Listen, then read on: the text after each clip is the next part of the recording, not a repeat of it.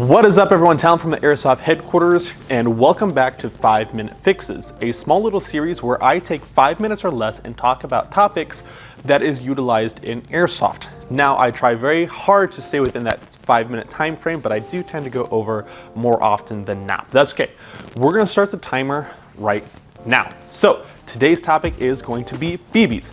Specifically when it comes to BBs, that is a very wide topic, especially since it is utilized by everyone no matter what platform, because these are the projectiles that we utilize to shoot at each other and have fun with. Now, BBs, for anyone that does not know, is actually an acronym that stands for ball bearings. Ball bearings are not just the metal components. Ball bearings can be utilized in a plastic configuration. So when it comes to Airsoft BBs, the biggest thing that people look for is going to be the sizing. At least that's the one that I have the most questions about. People do get confused with the grams being synonym to the actual size. That is not the case. Everything in Airsoft, as far as a standardized size, is going to be 6 millimeters. Now, there are specific brands such as Navrich that is going to be producing his own 6.44 millimeter of Airsoft BBs. These are specifically for his full thrust bolt action rifle kits, where the 6.44, according to his mathematics, and one that I have to agree with, is going to be the best sizing in comparison to the weight in order to get the most amount of efficiency and performance from that sizing in conjunction to that weight. So I just have to go off of his science and what he has done to it. Other more historically based of sizes is going to be 8 millimeter, which to my knowledge is no longer being manufactured, but was a size that was utilized in Airsoft, but is no longer standardized. So everything is going to be 6 millimeter. You also have the selection of biodegradable versus non-biodegradable. Biodegradable, of course, is going to be more beneficial for certain scenarios or environments that airsofters will be playing within. Especially the biodegradable BBs are going to be requested by certain event coordinators in order to preserve whatever property they are on, right? If they're renting out a training facility or some other piece of land, then usually that landowner is going to request that the projectiles are going to be a biodegradable composite. However, event coordinators can only request biodegradability because it is very, very difficult for event coordinators to actually go through and check if players are utilizing biodegradable BBs, since they get loaded up into magazines and then event coordinators don't know what BBs are inside of here because players can say anything. When it comes to bio BBs specifically, we have a couple of brands that we do favor due to being a better manufacturer of the biodegradable material that is inside of those BBs, right?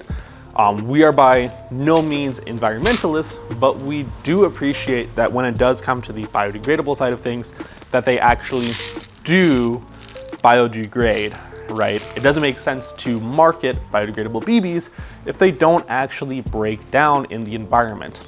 That can become a little sleazy, especially because biodegradable BBs, due to being marketed with those biodegradability materials inside of there, tend to be a little bit more expensive. So brands like KWA and Elite Force and Valkens are usually the brands that we prefer that are going to be very good when it comes to their biodegradability.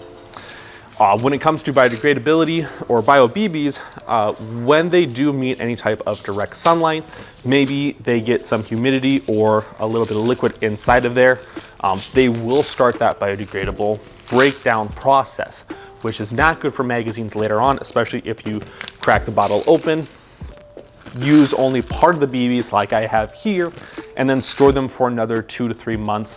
The BBs inside of here could begin that breakdown process, which you cannot see, but the BBs themselves will start to become brittle. They'll inflate just a little bit to where they will still load into the magazines, unload into the rifles, but can get jammed inside of those inner barrels.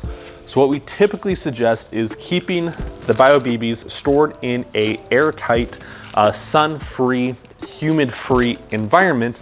Usually surplus ammo cans are a great resource to utilize for that process specifically, as well as utilizing any type of spare silica gel packets.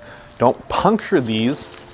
Instead, as one whole piece, drop them into your bio bottle, lock it up, and then when you go to store your bio BBs, those silica gel packets will suck up any type of extra humidity that would be inside of that bottle, just helping slow down that bio process so they don't jam or break the internals of your magazines or rifles.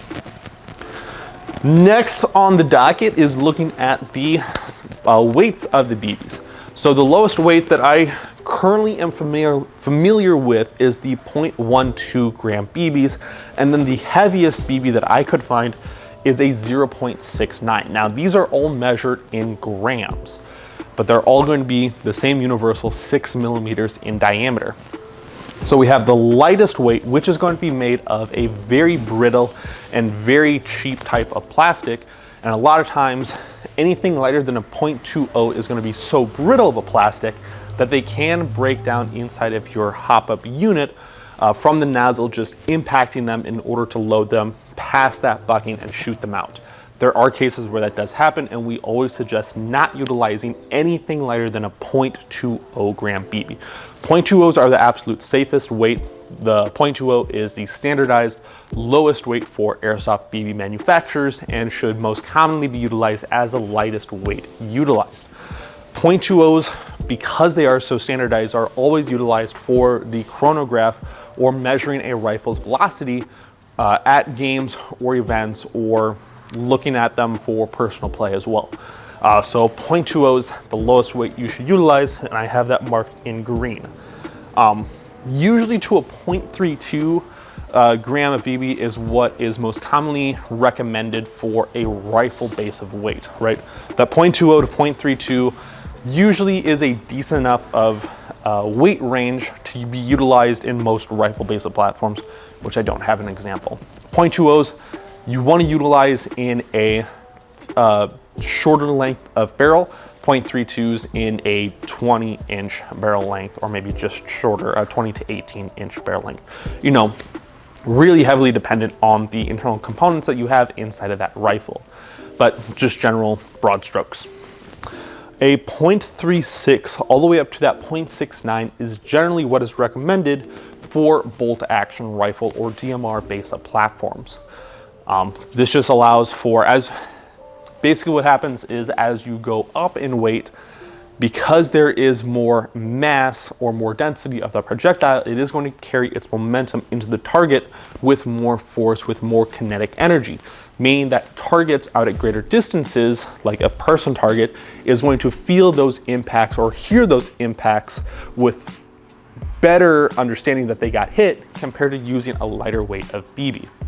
You know, if I were to throw a wiffle ball, that would be equivalent to a 0.20 gram BB versus throwing a baseball, which we could probably accumulate to a 0.36, maybe throwing a magnesium ball or a tungsten ball, which is 0.69. If I were to throw that with my human capabilities, I could throw a wiffle ball pretty fast, right? And I could, being a lighter weight, wiffle balls will tend to have some inconsistencies as far as the flight path. The wind is going to pick it up and travel it in different directions, but it can potentially travel the farthest and have the most amount of kinetic energy directly off of that throw. A baseball, a 0.36, is going to be able to carry its flight path in a more linear plane, which means it's not going to have any type of inconsistencies from shooting through brush or from wind or rain or stuff like that, versus throwing a tungsten or magnesium ball. Try as hard as I might, that ball is not going to go very far at all. It will have a lot of kinetic energy directly out of the muzzle, but it's not going far at all. 20 feet, 30 feet, if I'm being generous. A baseball, depending on how I throw it, can go farther for sure, but the wiffle ball is going to be able to potentially travel the farthest, but is going to have more consistencies to it. And then another thing to look at is the total value of those weights of BBs in different biodegradable features. With going up in weight, you are going to see a higher value because more material is being utilized in each individual BB, having a higher immediate per item value. So to give you an example, this bottle of 5,000 count of 0.20 gram BBs is only running $15 versus the 0.40 non-biodegradables, right? I kept with non-biodegradables, is $49, and this is only 2,500 rounds. So to get as many total rounds, I'm spending $100 versus $15, right? So a lighter weight BB is gonna have more value, but depending on the platform, 0.40 is gonna give you better overall performance as far as accuracy, consistency, and having those targets be able to call themselves out by knowing that they got hit, right? So that's something that you kind of have to understand if you wanna spend more money for better performance, or if you just wanna go out and just throw BBs downrange, which is equally as fun. For another comparison, the 0.28 bios of the 5,000 rounds is $26. So again, there's the higher cost of the weight of BB as well as having those biodegradable features. And then do keep in mind as well that each performance of the different BB weights is going to be hyper dependent on the internal components of every single rifle, as far as the air seal components, the spring tension, the length of the inner barrel, the diameter of the inner barrel, and what type of hop-up unit you're utilizing, so on and so forth, as well as just general environment based of factors as well. So what you have to do, unfortunately, is kind of just play it by ear. When you first get a rifle system, test it out with a couple of different weights across a couple different environments you will be utilizing as far as play space, and then figuring out utilizing some smaller bottles of BBs, maybe not the 4.0s, but for 0.20s or 0.25s, it's either $9 or $11 for non-bio 2.0s and non-bio 2.5s. So really inexpensive as far as utilizing 2,500 rounds as far as a testing sampling to see if your rifle system likes different weights of BBs. You know, do a couple of test trials and making adjustments to the hop up, seeing where those BB flight paths are going, if they're reaching out to the distance you like, or maybe you want a more consistent of BB flight path, so you do need to get a little closer in order to maximize the distance that heavier weight BB is shooting, right? Just a couple factors for you. But that is currently it. That is all the information I have as far as BBs. I try to keep it fast and simple. If you guys do have any further questions about BBs, put them down in the comments section below. I'll do my very best to answer each and every one of those. And we're all done here. So you guys take care, stay safe, stay positive, and I'll see you guys in the next one. Take care.